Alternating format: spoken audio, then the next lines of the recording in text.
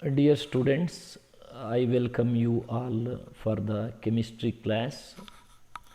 You have studied indicators, among which you have studied litmus. With the help of litmus paper, you can identify whether the given substance is an acid or a base. But my question is, with the help of litmus paper, can you judge how strong the given acid or a given base is? No, you cannot. You cannot judge the strength of the acid or strength of the base with the help of litmus paper. So, what is required? We can do this by making use of universal indicator. So, this can be made possible by using universal indicators. What are universal indicators then? Generally, universal indicator is a mixture of several indicators in it. These universal indicators show different colors at different concentration of the hydrogen ion. That means for more strong acid, the color of the universal indicator shows some definite color. For weak acid, it shows some other color. So, based on that difference, we can say whether the given acid is a strong acid or a weak acid. Similarly for base also. So, pH is one such universal indicator. pH is one such universal indicator.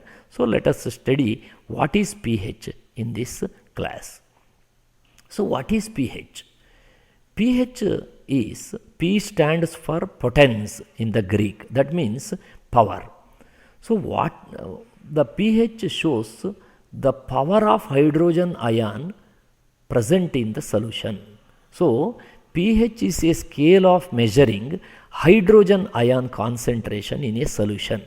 So, what number of hydrogen ion present in the given solution can be detected with the help of pH scale.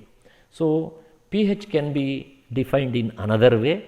It is also give the same meaning. So, pH should tell us about the number with which it indicates whether the acid or given substance is a base, and it gives the strength also by numbering, by giving the numbers.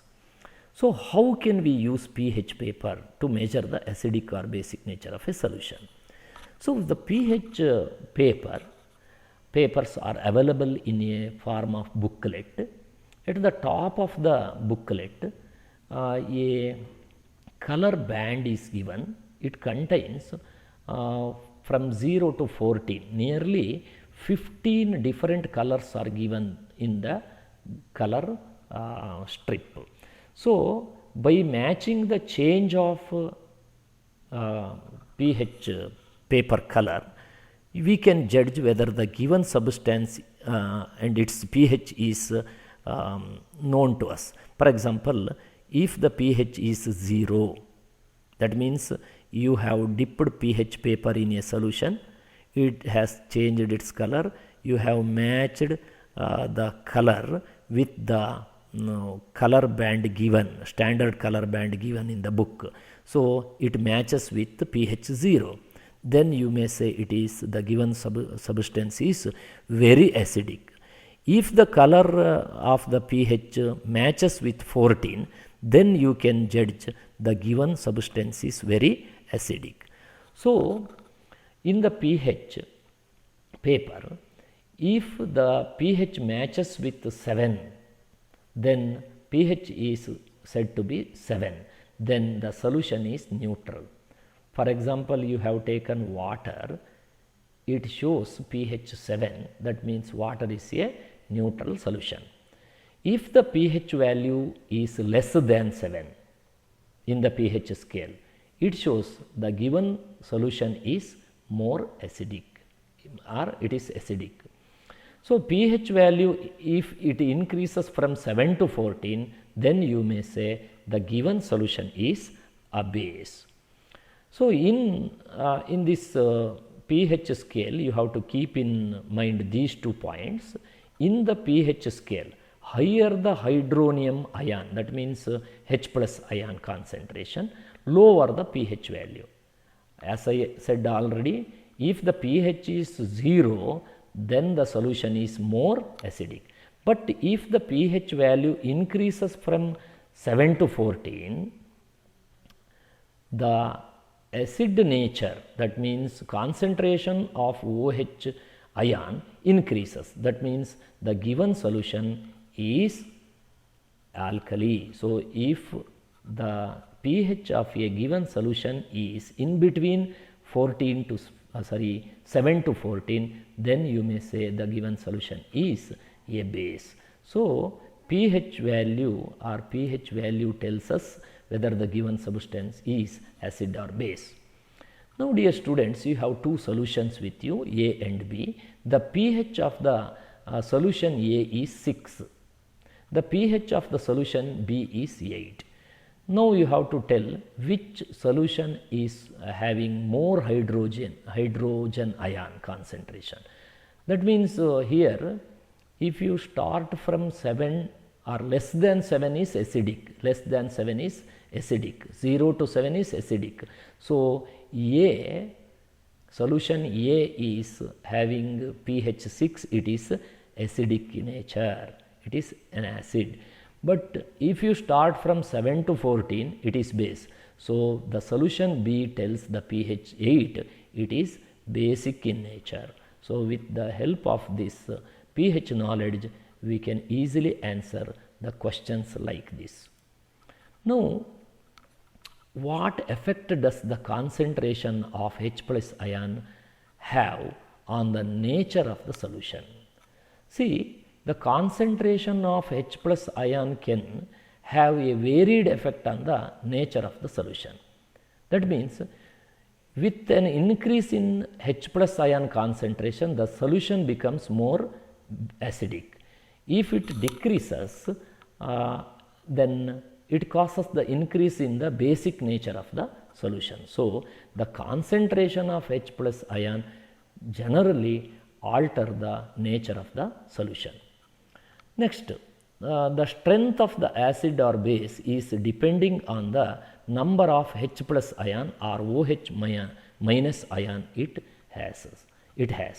So, acids that give rise to more H plus ion are said to be strong acid. This you have studied already. And acid that has less H plus ion are said to be weak acid. So, for this concentrated acid which contain more hydrogen ion and the acid which contain less hydrogen ion, the pH gives a different color. So, with the help of pH we can identify it easily. Now, I hope you can answer this question also. Do basic solution also have H plus ions in them? If yes, give reason for that. Yes, basic solution also has H plus ions, but they have less H plus ions and they contain more OH minus ion in the basic solution. So, now we have studied what is pH. Now, let us study the importance of pH in our daily life. So, what is the survival range of human body? So, our body also has a certain range of pH without which our body cannot work properly. For the proper functioning of our body pH should be in between 7 and 7.8. That means, the living organisms survive only in the neutral condition. If the body solution, body organs are neutral, then only they can function properly. Then you have heard the terminology acid rain. What is acid rain? Sometimes what happens due to air pollution, the atmosphere air contains sulfur dioxide in large number. So, when during rainy season, when rainwater comes in contact with sulfur dioxide that is present in the atmosphere, sulfuric acid or sulfurous acids are formed. When the rain contains sulfurous or sulfuric acid, that is called acid rain. If you test the rainwater with pH paper, if the pH is less than 5.6, then it is called acid rain. Acid rain is harmful. It causes many damages to the monument, and it causes water pollution. It increases the pH value of, it makes the river water more acidic. So it affects the survival of the aquatic life in the river. So it is very difficult. It causes many damages.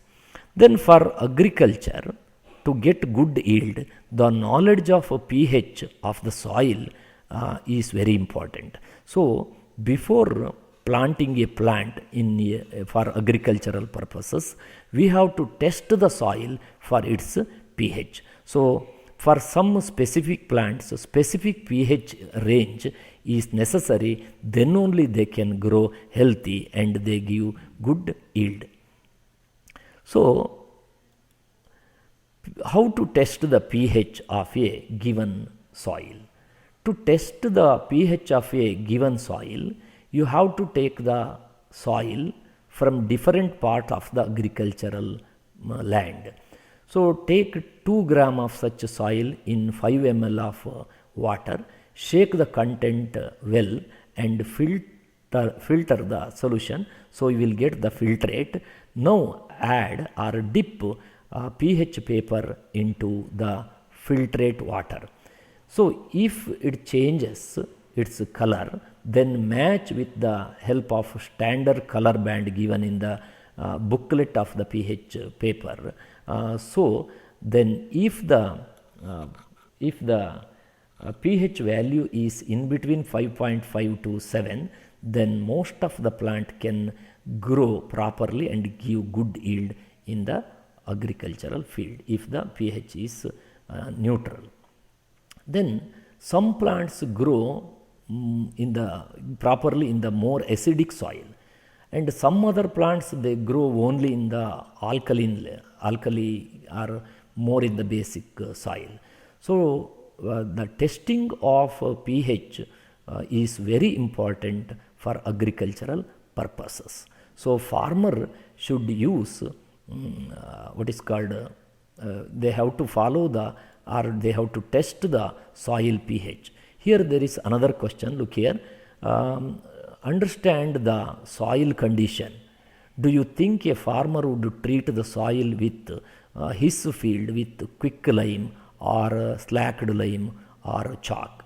That means a farmer added these chemicals, that is calcium oxide, or he has added calcium hydroxide, or he added calcium carbonate. Then judge what type of soil he has. So all these calcium oxide, calcium hydroxide, calcium carbonate, they are all base. So when the farmer added these base to the soil, it indicates that his soil is more acidic in nature. So to make his soil, agricultural field neutral, he has added the substance which gives base. So with this, let us complete the today's class. Thank you for listening.